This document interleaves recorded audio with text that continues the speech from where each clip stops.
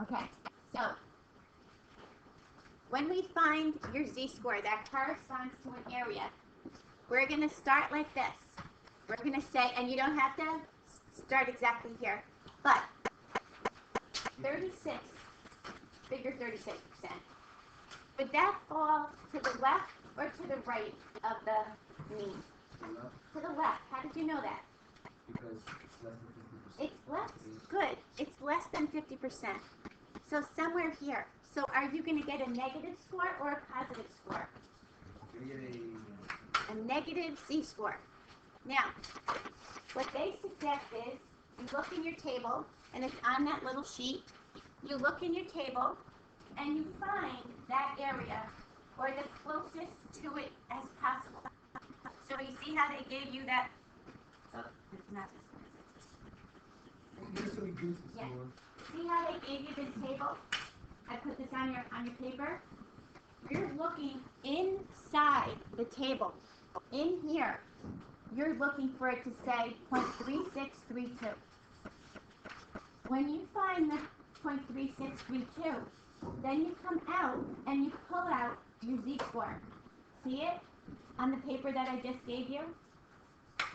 Everybody look at the paper, the handout. Circle the number inside the table that says 0.3632. Circle it. And now you can see the z-score that it corresponds to. It corresponds to a negative 0.35.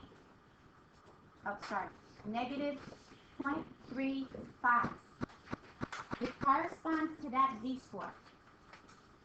That's it. That's one way to do it. The easier way to do it is this. You pull up your calculator. You go to second var, and you come down to inverse norm. I want to do the inverse of what I normally do. I want to back out of this thing. So I come down to inverse norm. Oops. So my calculator usually doesn't work. So you come down to inverse norm. Now, sometimes it prompts you, and sometimes if the old calculator doesn't have the OS thing in there, then you get this. You just put the area in here, 0.3632. And if yours is in there, it prompts you, and then you paste. When you put this in, it returns you the z-score. Now, again, the calculator doesn't round. So we're going to have to round this to two positions, negative 0.35. See it? Which is the same we found in your table. Now, sometimes the areas are not exactly in your table. So we have to find the closest one to it. But if you do inverse norm, it always returns you a z-score.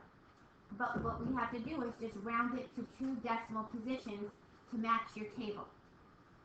This is the best calculator step to do. It's really annoying to have to go into this table and find it, especially when it's not exactly there. But if you do inverse norm, it will return you the z-score. And then you're going to round this to two decimal places. Okay, so let's try another one. Yes? My calculator, I got the big one. We thought it was like You did an inverse norm? Yeah, leave it as 0 and 1. It just means you're on a normal curve. It just means you're on a normal curve. You don't have any x values to put in there. You just want the z-score that corresponds to that area. So just paste in that part, and you should get that. Let's try another one. Find the z-score that has 10.75% of the distribution to its right. So we look at this at our normal table. Here's our 0. We want 10.75, so we want this area to the right. Is this going to fall to the left or to the right of the mean?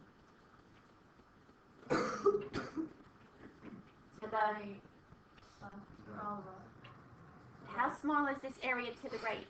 If I fall here, then this whole area is bigger than 50, isn't it? I went to the right. All I want is this little piece to correspond here. I want about 10% of your curve. to the right, but my table looks up area to the left. So how do I go about looking up this area to the left? Subtract it from 1.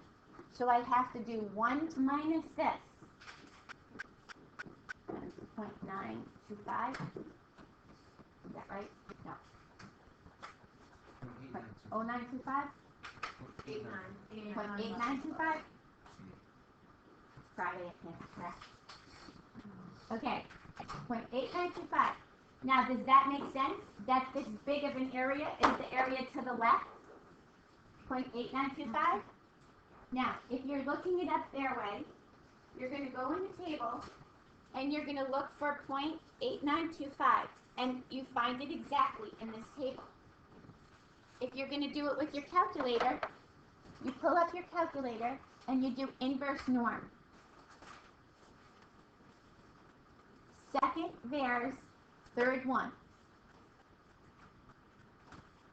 You remember it because it's your normal curve, but you're doing the inverse of what you normally do. Normally you find the z-score, you look up the area. We're doing exactly the opposite. We're giving the area, finding the z-score. You leave it at 0 and 1. You just want to be on your standard normal curve, and you just want the area or the z-scores. What they do is, when they do that, if you're just looking for an area like we were doing last week or whatever we had last week, we put the 0 and the 1 in there, we found the area that related to that z-score. We're doing the opposite now. We're getting the area and we're finding the z-score. When we use the mean is when we have an x value, and then we have to put the mean and the standard deviation in, or it doesn't know what we're doing. So it kind of figures it out from that. So now we're going to put in 0.8925.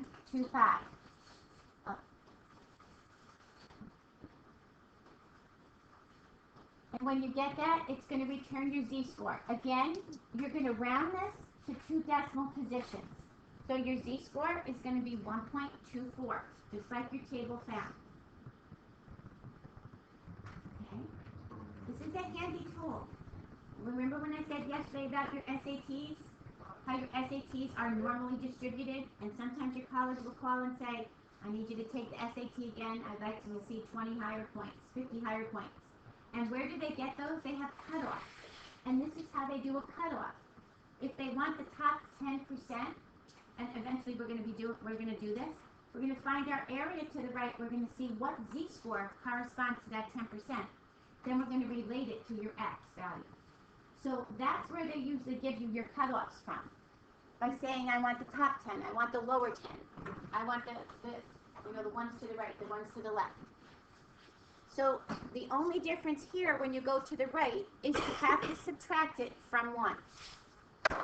If you make a sketch until you get used to doing this, it's going to help you tremendously. Because I know my little area to the right has to be over here somewhere. If it was to the left, it's got to be large over here.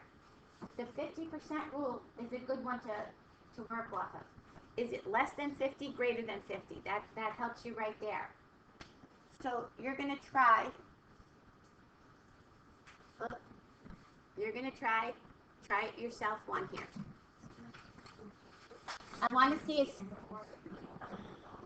So do I want a score that's on the left of the mean or the right of the mean? Left. Because where is the largest part of my area?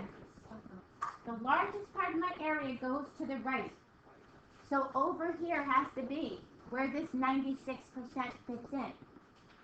So somewhere here is my z-score. Because this is the largest part of my curve to the right. I'm going to move the decimal. I'm going to move the decimal place. And what do I have to do to look this up? Subtract it from 1. You have to subtract this from 1 because you need this little area to the left. Is what you look up when you look up a z-score. So if I subtract it from 1, I'm looking up this. This is what you got? Yeah, it's 8-4. Dang, well, you really are like Friday. Okay, so when I look this up, this is this little tiny area to the left. Now, if you take inverse norm, guys, and you come down here, and you put in, what was it, 0.08? 0384. Thank you. You put this in, there's your z-score. Round it to 2 decimal positions. Round it to 2. So I want negative 1.77. Okay, your calculator has no rounding thing. It does its own algorithms. It doesn't use our tables. It's far more exact than your table is. But we round to 2 z-score decimal positions. Now, a nice part about your inverse norm is this. I can go to inverse norm, and rather than me put it in and make the mistake, I say 1 minus 0.9616. I can do this right in here. It'll do this for me and return it. It'll subtract for me. Oh, really? Yeah, it'll do it for you. So that's the nice part about the inverse norm. You put it in wherever it asks you for the area part, and you put that in there and paste it in, and that's what's going in there. So it'll do the subtraction for you. Obviously, you have to know if it's to the left or to the right. So the sketch is really, really helpful. Now, there's another one. It says, find the z-score for which 95% of the distribution's area lies between the negative and positive of a z-score. So they want this. Here's the 0. There's the negative z-score, the positive z-score. And they want this area in between to be 95%. Okay, so we're going to have to find that z-score. When you look up z-score, you can only look up the area to the left. This area. This is the only one I can look up. This area to the left. So what would you do? 1 minus 0.95. Okay, 1 minus 0.95 gives you 0.05. But what does 0.05 represent when you look at this? It represents both of them. They both add up to 0.05, right? Isn't that the only part that's not shaded? So if I only want this one, what do I have to do to 0.05? Divide it by 2. I take this and I have to divide this by 2. So now I'm looking up this piece right here. And a negative. And once you get the negative, what's the other one? Negative. Well, if you look up the negative of this, so look up the negative. Let's look up the negative. Wait, Positive I z-score don't get for it. the negative 0.025. Oh, And it would be, the curve is symmetric. So if it's 0.025 on the left, it's 0.025 on the right. Now do the inverse norm and look up 0.025.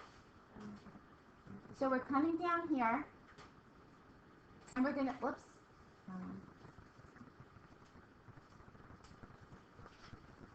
So it would be whatever that is positive. Yes, because your curve is symmetric. So you're looking at 0.025, and you're getting negative 1.96. See it? You put the negative 1.96, and isn't your curve symmetric? So this guy is negative 1.96. What is this one? 1.96. See it? And if you remember back to your empirical rule, Why do I don't get why you're divided by 2? because 95% has to fall in between here, right? Your whole curve is 100%. These two pieces on the edge add up to 5%. They add up to 5%. But if you looked at 5%, you'd be here over here. So you got to cut this guy in half. Now, watch how smart inverse norm is. Inverse norm. I'm going to tell inverse norm, I want to do parentheses 1 minus 0.95 And then I want to divide that by 2. Wait, wasn't it 1.9? Wait a minute. No, my area under the curve was 0.95. I want to do, my calculator is so slow. I want to do this first, but you have to be careful because if you don't put parentheses, it will divide the 0.95 first. I want to subtract this from 1. Didn't I subtract it from 1 and then divide it in half? I can tell inverse norm. Go ahead and do that for me. See it? And it does it. I don't have to do that myself. But you've got to be careful with your parentheses on this one. If you don't put parentheses around the numerator, it will divide the 0.95 in half before it subtracts from 1, because that's order of operations. But, play with this a little bit. Get used to this. This one's probably the toughest one when they give it in between. So let's say I did 80%. I want to find the z-scores, the plus or minus z-score, that corresponds to 80% of your curve. So I make my curve, here's my mean, so somewhere here is 80%, and this is my negative z, this is my positive z. Why are those z's exactly the same number? Because why? They're both the z-score, but why are they the same number? Well, isn't it like symmetrical? Your curve is symmetrical, absolutely. Your curve is symmetrical about the mean. So if it's 80%, isn't it 40 here, 40 here? So I'm exactly have to be in the middle here. So when we're doing one that's in between, it's always going to be symmetrical. Like your curve is always symmetrical. So you Well, want no, it I exactly know it- spaced away from the mean equally. You want 40% on this side of the mean, 40% on that side. Because it'll say to you, give me the z-score that corresponds to the plus and the positive and negative z-score. That means they want the same z-score. That means it has to be symmetric. Now, let's work this out. If this is 80%, how much do these two add up to? 20. So how much is one side of it? 10. So this I'm looking up as 0.10. You see what we did? Which your whole curve is based on 100%. If I take that chunk out of the middle, that's 80%, then I have 20% left over to share. So I divide it in half. And I only can look up the area to the left. There's my 10%. So I do inverse norm. Negative 1.28. Oh, good, thank you. And I look up 10%. And if that's the negative, then that's the positive. And if you do inverse norm and let inverse norm do it, just remember to put an extra parentheses around the numerator and divide it in half. It will do that for you, but you have to remember this extra set right here, this set of parentheses. If those are missing, then it's going to divide that first. You don't want that. Okay? This is a really good feature to be able to go backwards in this. Now, remember yesterday I gave you that look for some reasons why we use this. So here's a very typical reason.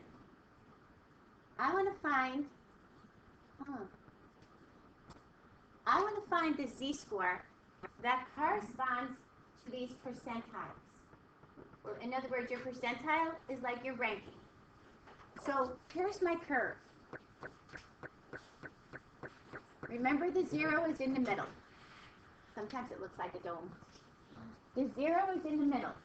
We're still on your standard normal curve here, so we're 0 and 1, right? Where would I locate a percentile of 5%? I want your percentiles go from here, from 0 to 100. Your percentile is your cumulative area to the left. So where would I locate this? To like the near left. Very good. To this little piece over here. This corresponds to 0.05. Once we get past this point, you're going to actually see that this makes sense. We're going to find these z-scores, and then we're going to find x values that relate to those z-scores. So when somebody says, I want the top 10%, this is how they get it. they look for the z-score, then they find the x value that corresponds to that z-score, and then they tell you you need at least a 1200 on your SATs to be in my top 10%. That's where this comes from. They look at their mean, they look at their standard deviation, and they use these formulas to come up with that.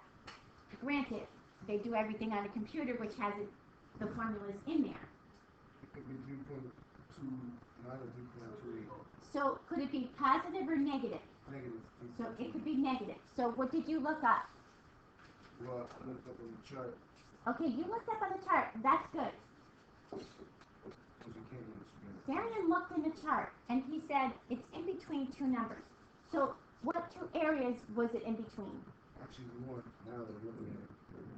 It goes from negative 3.32 all the way to negative 3.27. You're looking at 0.05, From 0.0005. 0.0005. No. You're looking at, Go on. here's your decimal right here. Here's your decimal, so move it 2 places. Look up 0.05. When you look up 0.05 on your chart, you come to 0.0495, and you come to 0.0505. You are exactly in the middle of this. See it? It's not exactly. You are exactly in the middle of this. This is your extrapolation. This is why we get this one to come out like this, with 3 decimals. This is where the third decimal comes from. How do you know what to use the third decimal? What we're not going to do, we're going to use the calculator. Oh, This one is the one that you'll get used to seeing. This one, like you'll get used to seeing negative 1.28, negative 1.96, negative 1.645. This one uses in between. So if you came to your calculator and you did inverse norms, and you come here and you say, give me the area for 0.05, it gives you this. You would probably round it to negative 1.64, which is fine, but because it falls exactly halfway, this is where they use the negative 1.645. That's one of the ones that gets used. how if we know if it? Well, right now you probably won't, but as we do this through the year, and every time these scores pop up, you'll get a 1.96, a 1.28, a 1.645. There's another one, 2.575. You'll get to use the, most of your work will be in your calculator anyway. And if you round to 1.64, I'm fine with that. I'm fine with that too. It's just in the rounding part. I'm not hung up on that. So we look this up, and we actually get this z-score. Now, Monday, we're going to take this z-score, and we're going to put this to like a scenario, say for your SATs. We're going to find the SAT score that corresponds to the lowest 5%. So, say I'm a college, and I say I won't take anybody below 5% of my SAT scores. I look to see where my cutoff is. So I run this little thing, find the z-score, then I find the x value that's associated with that z-score, which we'll do on Monday. And we'll say, we won't take anybody with a score lower than this. Even, community college, not taking anybody lower than that. Okay, if I'm looking for this, a percentile of 50, where is my percentile of 50? That's 0. That's exactly half your curve. There's your z-score of 0. Good. Make sense? How about a percentile of 90? I want to go from 0 to 100. In my percentile, my area accumulates from left to right. You're right. So way to the right. This is where the 90 percentile is. What area am I actually looking up? To the left. So what's my area if this is 90% of my curve? Inverse norm, what am I going to say? 0.90. I want 90% of my area to the left. That's got to be a big one, doesn't it? I only have a little bit of my curve. What'd you get? 1.28. Thank you. 1.28. You're going to see like real common ones. 1.28, 1.96, 1.645, 2.575. These are the real common ones that we get. So this is how they begin to find your cutoff values. and they say, no, I want the 90th percentile. So next week when we put this to a scenario, we can find a cutoff X value for that. Okay, you guys try these on the bottom.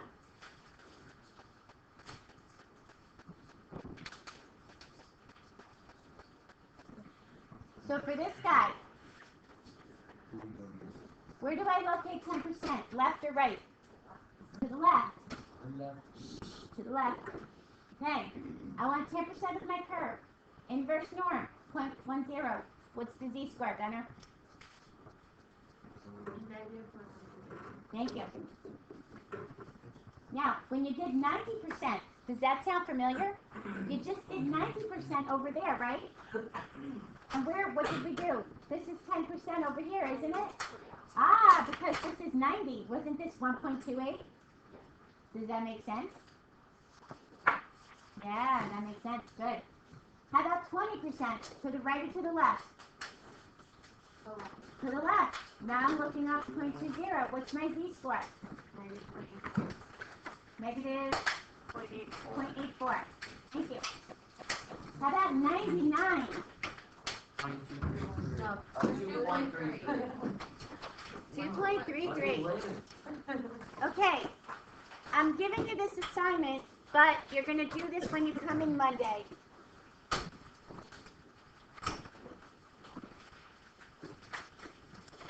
This will give you placement on your curves. So if you write this down Monday when you come in, we'll do it Monday.